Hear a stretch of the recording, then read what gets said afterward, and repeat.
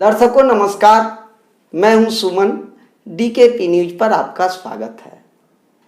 आज मेरे साथ ब्लूमिंग रोज public school transport Nagar Patna के निदेशक, महेंद्र पब्लिक स्कूल नारायणा पटना के सचिव, वरिष्ठ शिक्षाविद संजय कुमार जी साथ में हैं।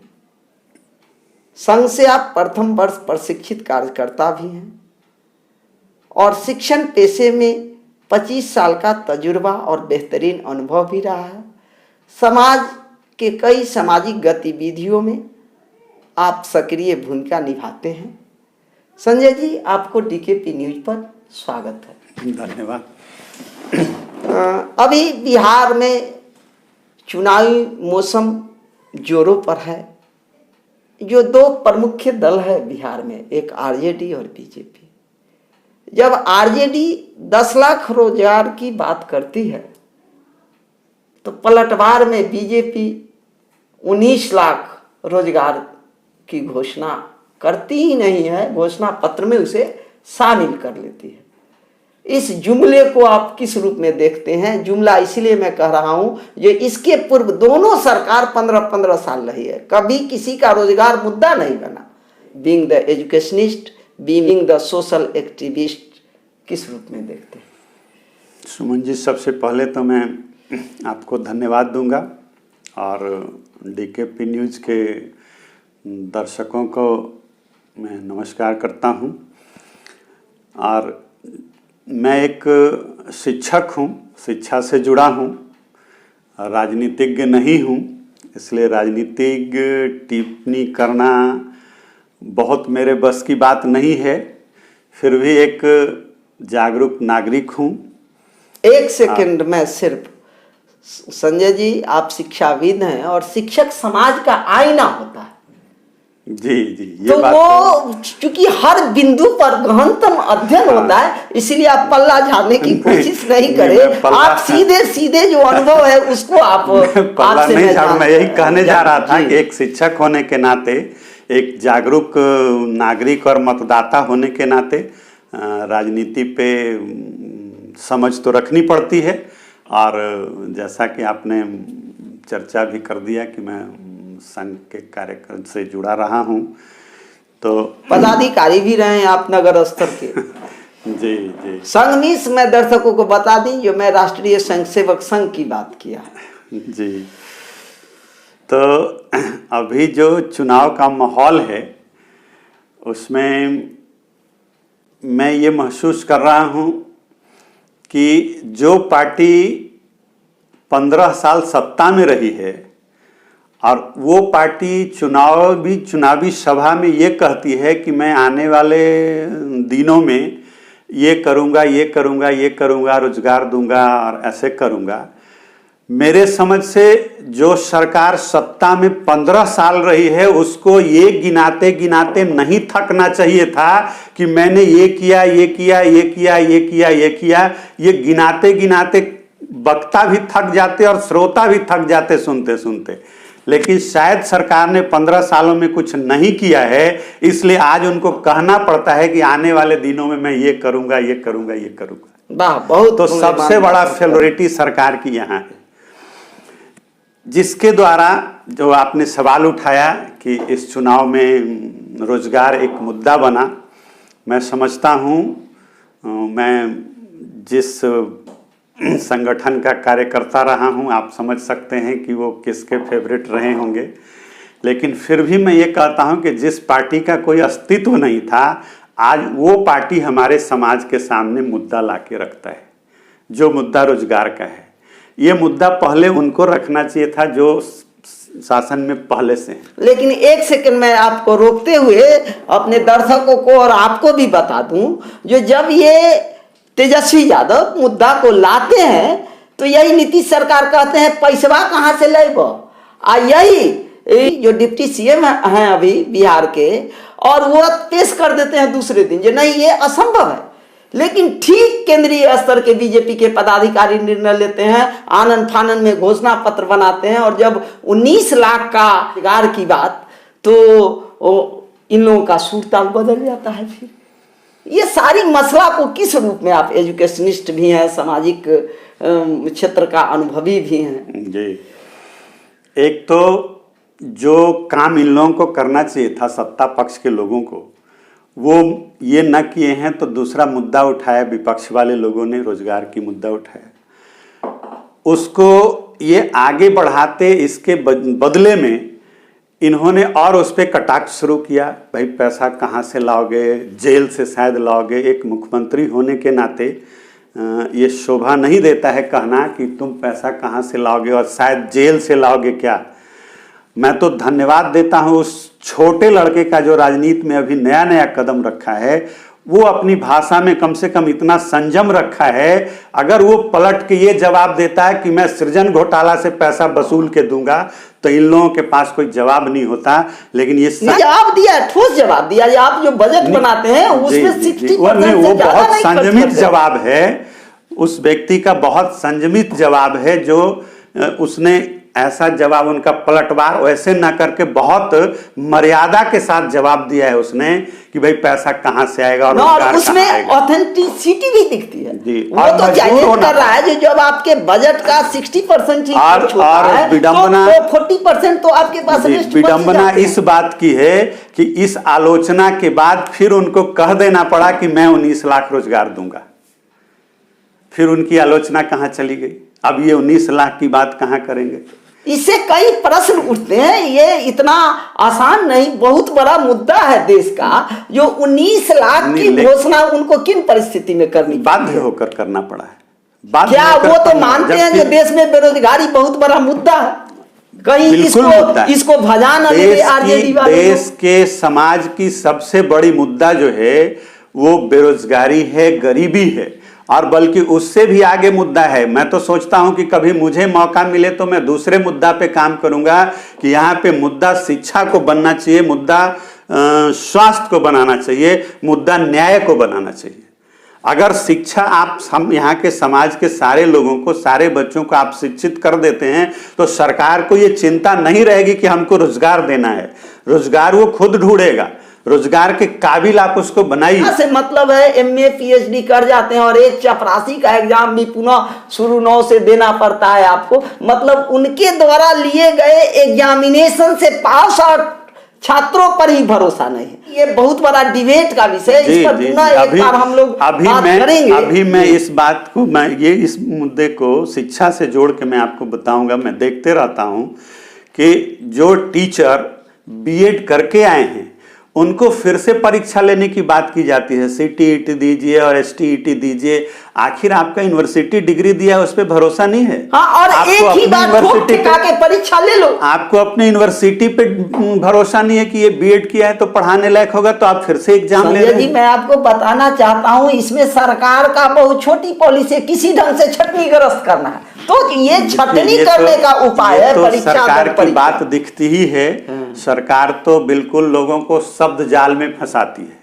अब मैं कई चैनलों पे बहस देख रहा था तो ये देखा कि भाई जो सत्ता पक्ष के लोग हैं, एनडीए के लोग हैं, वो कह रहे हैं कि मैं नौकरी देने की बात नहीं कहा हूं, मैं तो रोजगार देने की बात कहा। तो ये लगता है कि फिर से वो कह देंगे कि भाई चाय दुकान खोल लो, पकौड़ा बेच लो, रोजगार मिल जाएगा। तो चौकीदारी कर लो, रोजगार मिल जाएगा। मैं आपसे पूछता हूँ, जो वो पकौड़ा बेचने वाले पहले क्या नहीं बेचते थे? चाय बेचने वाले क्या 2015 के पहले चाय नहीं बेचते थे? तो इनको तो डाटा पेश करना है ना, डाटा पेश करना है तो किसी भी डाटा को फिट कर देंगे अपने आप में। मैं ये समझता हूं कि सरकार को हमेशा चालाकी से काम नहीं लेनी चाहिए। आप जनता की सेवा के लिए हैं और जनता की सेवा में आप ईमानदारी से लगिए। आप जितनी सेवा कर पाए वो ठीक है, आप नहीं कर पाए वो भी ठीक है, क्योंकि आप सब कुछ नहीं भगा सकते हैं। आप पूरी बेरोजगारी को दूर नहीं कर सकते हैं, आप गरीबी को दूर नहीं कर सकते हैं, लेकिन आपकी नीति ईमानदार हो, आपका काम ईमानदार हो, आपकी कदम ईमानदारी से बढ़े, जनता इतने पे संतुष्ट है।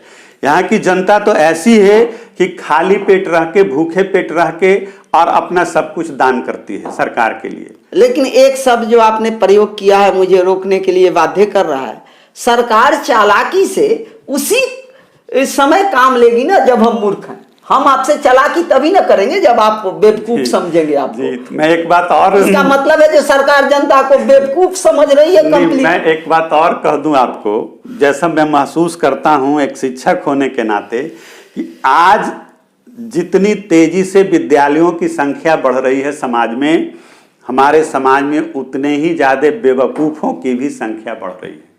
हम ये मान लें कि बहुत स्कूल खुल रहे हैं और हमारे देश के बच्चे बहुत समझदार हो रहे हैं, तो ये हमारी भूल है।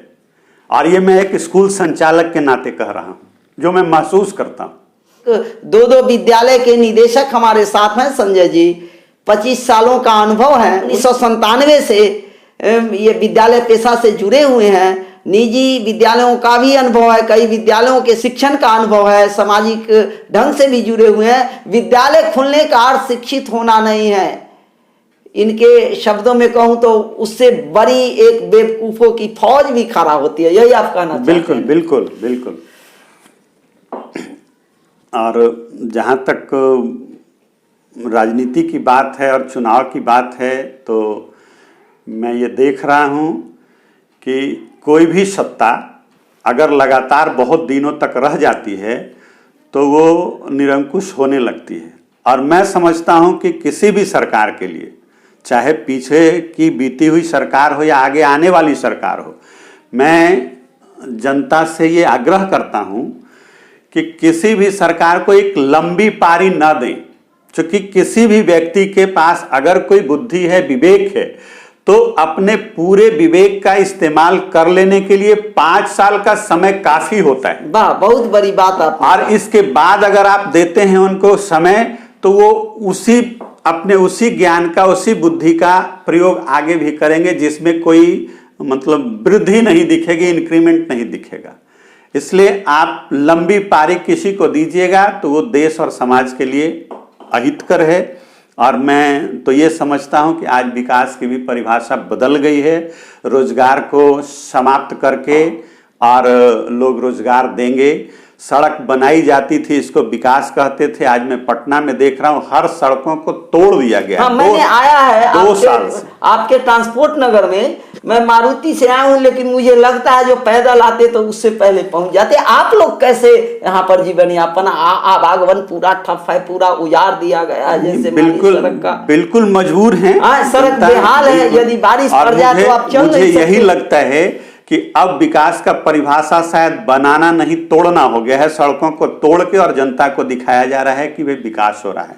आखिर 2-2 साल से सड़कें तोड़ के छोड़ दी जा रही है, जिसके कारण पिछले बार इतनी दुर्दशा हुई बरसात में। संयोग से कहें या सौभाग्य से कहें जनता का या सरकार का, इस साल बारिश नहीं हुई तो पटना के लोग राहत में थे। मैं ट्रांसपोर्ट नगर में रहता हूं और चारों तरफ से किधर से भी ये रास्ता नहीं है कि आप गाड़ी लेके या पैदल सही ढंग से निकल जाएं। सबसे बड़ी बात संजय जी जो मेरे जेहन में कुलबुला रही है, 25 वर्षों से यहाँ बीजेपी का शासन। जी जी, 25 वर्षों से, दर्शकों मैं बता दूं, जो इसके पूर्व सुशील मोदी थे और ये 15 वर्ष से 25 वर्षों से शासन ही नहीं है, बल्कि हमारे माननीय उप मुख्यमंत्री इसी पटना के जल जमाव के ही उपज हैं। जल जमाव में धरना दे दे कर ही आज वो मुख्यमंत्री के कुर्सी तक गए हैं, लेकिन यहाँ का जल जमाव नहीं गया है। और सबसे बड़ी बात, जल जमाव तो हटाइए, जो गांव देहात में सामान्य रोड बन गया, लेकिन 7-8 किलोमीटर की दूरी पर स्टेशन से है, ट्रांसपोर्ट नगर से वॉकिंग डिस्टेंस की दूरी पर आप लोगों का घर है। और अभी मैं आया हूँ, पूरा उजड़ा हुआ है, पूरा हत्ता खोना हुआ बुझाता है। कहीं कोई वो पक्कीकरण तो दूर, सामान्य रोड भी नहीं है। यही लगता है कि आखिर चलिए तोड़ने के लिए, बनाने के लिए तोड़ना जरूरी है। एक रोड को तोड़िएगा तब ना दूसरे रोड को तोड़िएगा। यहाँ तो चारों तरफ का रोड तोड़ के 2 साल से बिल्कुल छोड़ देना, जिसमें घनी आबादी है, उस आबादी को। अभी हमारे बगल की एक गली है, कल रात में मेरे पास 3-4 लोग आए थे कि सर मैं अपना मोटरसाइकिल यहीं पे रख देता हूं। मैंने पूछा भाई क्या बात है, तो नाली खोद दिया गया और ऐसा खोदा गया है कि पैदल जाना भी मुश्किल है, बाइक कैसे ले जाए। मान जाइए अभी अनफॉर्चुनेटली बारिश हो जाए तो आपको लगता है कि किस ढंग से यहाँ की स्थिति हो जाएगी? बारिश छोड़ दीजिए, जो सूखे में आज की स्थिति है, अभी जिस गली को खोदा गया है, रात में अगर वहां कोई बीमार पड़ जाए तो उसको मर ही जाना है घर में, वो हॉस्पिटल नहीं जा सकता है। कोई उपाय नहीं है वहां। दर्शकों, आप देख रहे हैं ट्रांसपोर्ट नगर की स्थिति कितने बद से बदतर है। ये मैं नहीं, एक यहाँ के परमानेंट निवासी संजय जी बोल रहे हैं, अति सुलझे हुए और बहुत बड़े बुद्धिजीवी भी हैं, सामाजिक कार्यकर्ता भी हैं। और मैं भी अभी जब आया हूँ इनके मोहल्ले में घर तक, तो मैंने भी महसूस किया है जो बड़ी नारकीय स्थिति बनी हुई है। क्या आपको लगता है जहां से बहस हमने शुरू किया जो ये 10 लाख का रोजगार दे पाएंगे और बीजेपी 19 लाख का, ये सब जवाब जो दिखा रही है, दोनों पार्टियां पूरी करने में सक्षम हो सकती है? मैं पूरी बात कर दें, पूरा अपनी वादा को पूरा कर दें ऐसी उम्मीद तो मैं नहीं रखता हूं, लेकिन एक चीज ये रखता हूं कि कम से कम ऐसी परिस्थितियां बनी है कि जहां देशभक्ति, राष्ट्रभक्ति, समाज सेवा, विकास जैसे मुद्दे को लोग उछाल रहे थे, वहां आज रियल मुद्दा बेरोजगारी यहाँ पे आई है, जिस पे कम से कम चर्चा करने के लिए सारे लोग मजबूर हुए हैं कि बेरोजगारी पे चर्चा कर रहे हैं। और पूरा नहीं, अगर कुछ कम भी कर दें तो इस समाज पे बड़ा उनका परोपकार होगा। और उम्मीद किया जाएगा कि चलिए 19 लाख नहीं 15 लाख दिए, 10 लाख नहीं 8 लाख दिए, 6 लाख दिए, कुछ तो दिए। इस रास्ते पे अगर वो कदम बढ़ाते हैं तो जनता उम्मीद करेगी कि आने वाले दिनों में अब ये परंपरा चलेगी और रोजगार हमारे देश के नवयुवकों को मिलेगा। तो मैं कामना करता हूं भगवान से भी कि इन लोगों को के पास कम से कम सद्बुद्धि दे, सद्बुद्धि आई है कि इस पे चर्चा की और थोड़ा और सद्बुद्धि मिले कि इस पे वो आगे बढ़े। वाह दर्शकों, मुद्दा तो अनेक है, अभी महंगाई का भी मुद्दा है, लेकिन ज्वलंत मुद्दा चूंकि राजनीतिज्ञों ने बेरोजगारी को ही उठाया है और ये वास्तव में बहुत बड़ा मुद्दा है। एक जो मुझे प्रश्न कुलबुला रहे हैं मेरे हृदय में, 15 सालों से आपके विधायक अरुण कुमार सिन्हा जी हैं, क्या ये इलेक्शन में मिलने आए हैं? क्या उनके प्रति क्या मूड मिजाज आप लोग ने बनाया? सबसे पहले तो हम लोग ये चाहते हैं कि वो मिलने ना आए। जैसा कि समाचार में हम लोग देखे थे कि शायद वो कोरोना पॉजिटिव हो गए हैं, तो जनता से ना मिले तो सबसे बड़ा उपकार जनता पे यही होगा, है ना।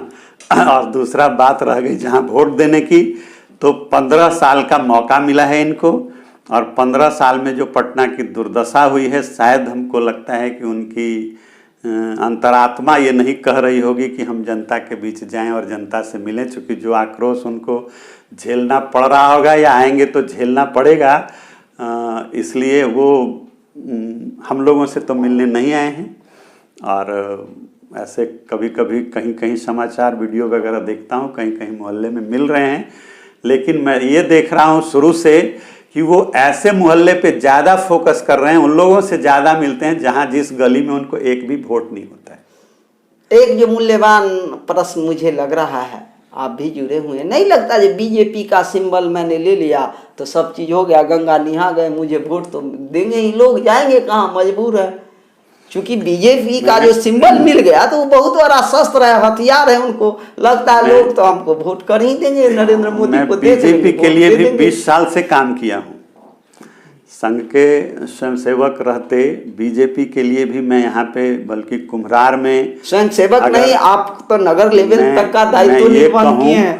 तो भाजपा को मैं कुम्हरार में स्थापित किया हूँ। ये अगर बड़बोलापन न कहा जाए तो यहाँ की ये स्थिति थी कि भाजपा का कोई वोटर यहाँ पे कोई पोलिंग एजेंट नहीं मिलता था, और उस परिस्थिति में मैं कई को प्रयास करता था कि पोलिंग एजेंट वो बने, और वो बीच से उठ के भाग जाता था तो मुझे खुद बैठना पड़ता था। ये स्थिति थी यहाँ की। लेकिन आज मैं, दर्शक भी अगर कुछ लोग जो मुझे जानते होंगे या जो सुनेंगे कि ये संघ के कार्यकर्ता रहे हैं, उनको लगेगा कि भाई ये विरोध में क्यों बोल रहे हैं। नहीं, ये तो व्यवस्था का विरोध है, कई लोग जी, किसी व्यक्ति का विरोध हम लोग नहीं कर रहे हैं। अगर वो ऐसा समझ लेते हैं तो उन लोगों की नासमझी है, न संघ का विरोध है न बीजेपी का, यहाँ कई लोगों ने ये प्रश्न कहा है हमसे कि आप ऐसे उल्टा विरोध में क्यों बोलते हैं। तो मेरा स्पष्ट जवाब ये है कि मुझे तो संघ ने जो सिखाया मैं वही कर रहा हूँ। मैं सरकार में जो नाकामयाबी था, जो भ्रष्टाचार है, जो कमियां है, उसके ऊपर बोलना ही सीखा हूं। ये अलग बात हो गई है कि पहले सरकार में आरजेडी हुआ करती थी, आज सरकार में भाजपा है, तो हमारे निशान में सरकार आती है। सरकार किसकी है ये मायने नहीं है, आपके नजर में व्यवस्था सरकार के अंदर ही व्यवस्था आती है।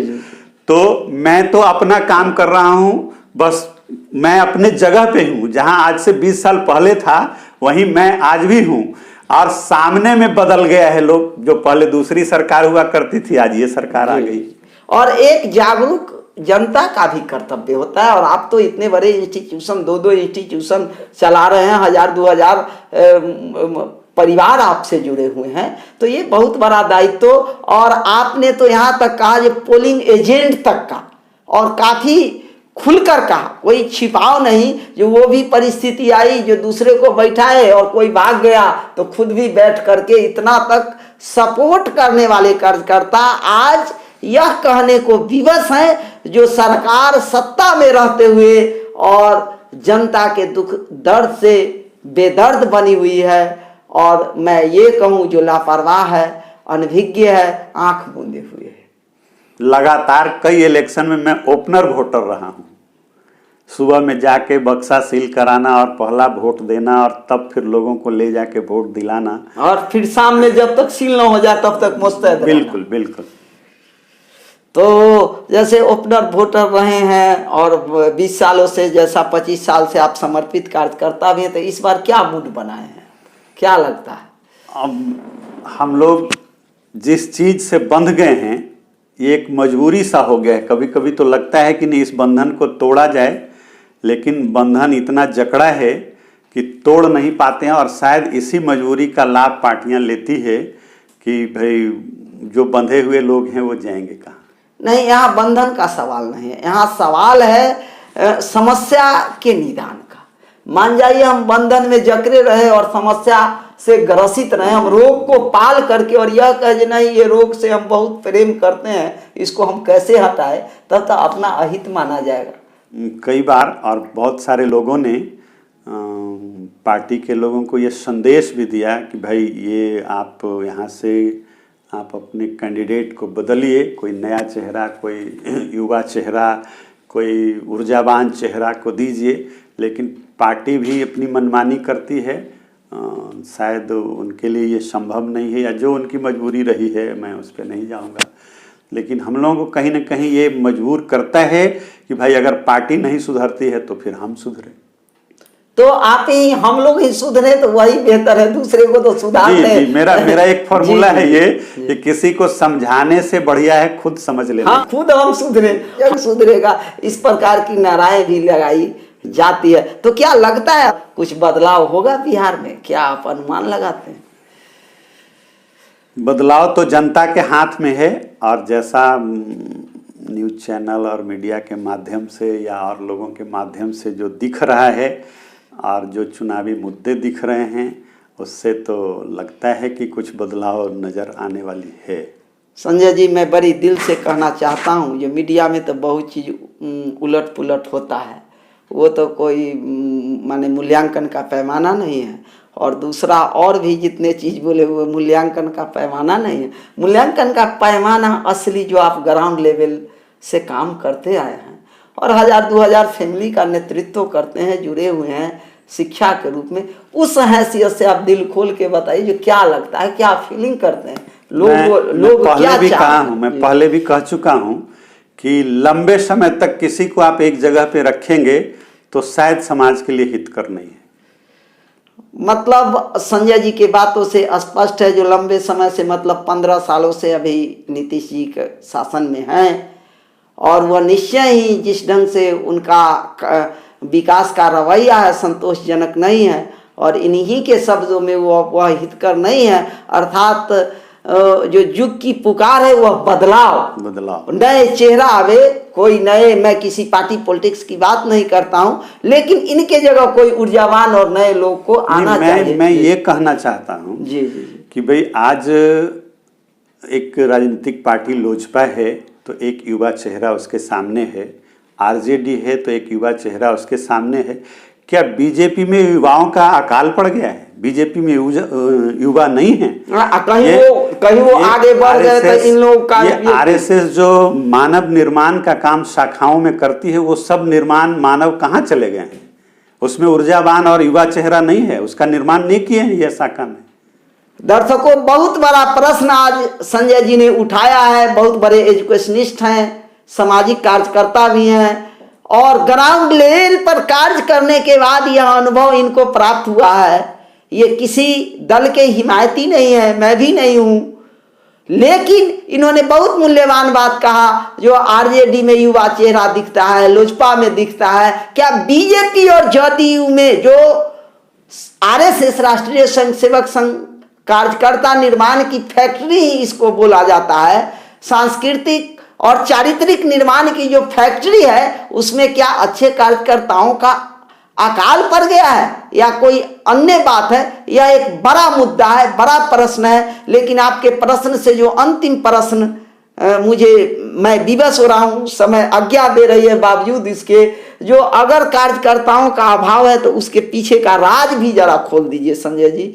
आखिर निश्चय ही कार्यकर्ताओं का अभाव नहीं है, एक पर एक बुद्धिजीवी लोग हैं। लेकिन इस राज को आप जरूर खोलिए, क्योंकि आप अनुभव। मेरा जवाब ही प्रश्नवाचक था।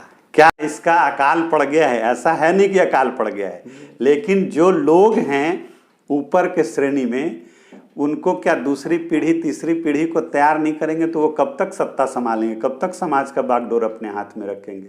बाप अगर अपने बेटे को पढ़ा लिखा के दायित्व देने लायक तैयार नहीं करेगा तो बाप बुढ़ापे तक कितना काम संभालेगा?